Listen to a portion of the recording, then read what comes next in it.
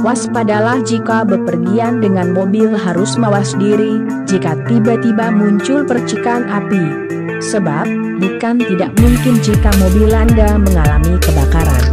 Paling banyak terjadi karena korsleting listrik di mobil dan beberapa hal lainnya juga bisa menimbulkan kebakaran di mobil. Inilah faktor yang bisa menyebabkan mobil terbakar. Pertama, kabel tambahan. Kebanyakan kebakaran terjadi karena pemasangan kabel tambahan.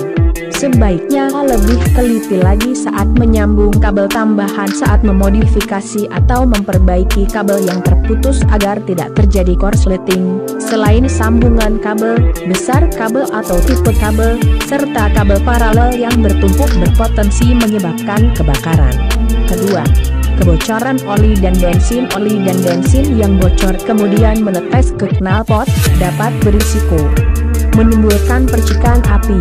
Siloli mesin bocor kemudian menetes ke knalpot, serta selang bensin bocor dan menyembur ke knalpot bisa menyebabkan kebakaran. Ketiga, terminal aki kendur. Terminal aki yang longgar bisa memicu terjadinya korsleting atau hubungan pendek dan akhirnya menimbulkan percikan api. Dari percikan api tersebut kemudian membakar kabel, di mana pembungkusnya menggunakan material yang mudah terbakar, sehingga timbul api yang bisa membuat mobil terbakar. Keempat, lampu bohlam tidak sesuai standar. Jangan salah, penggantian lampu bohlam dengan watt yang tidak sesuai standar bisa memicu kebakaran pada mobil. Bohlam dengan watt besar permukaannya cenderung lebih panas, kemudian bohlam tersebut menempel ke mika lampu, meleleh dan akhirnya terbakar. Kelima, faktor eksternal. Memang faktor ini sangat jarang terjadi, tapi mungkin saja menyebabkan terjadinya kebakaran di mobil. Bisa saja saat terpaksa parkir mobil dekat bak sampah, dan sampah sedang dibakar. Karena tertiup angin, sampah yang terbakar terhempas ke mobil dan membakar mobil. Faktor lainnya, seperti lupa menutup atau kurang mengencangkan tutup tangki bensin setelah mengisi BBM.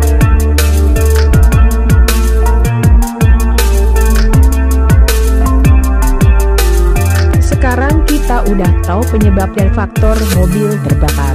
Untuk mencegah terjadinya mobil terbakar, maka wajib bagi kita untuk menyimpan alat pemadam kebakaran di dalam mobil karena dapat mencegah terjadinya kebakaran pada mobil. Dan yang paling utama, pada saat terlihat percikan api di mobil, usahakan tenang dan jangan panik.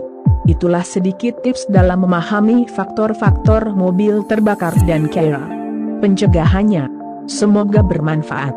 Terima kasih.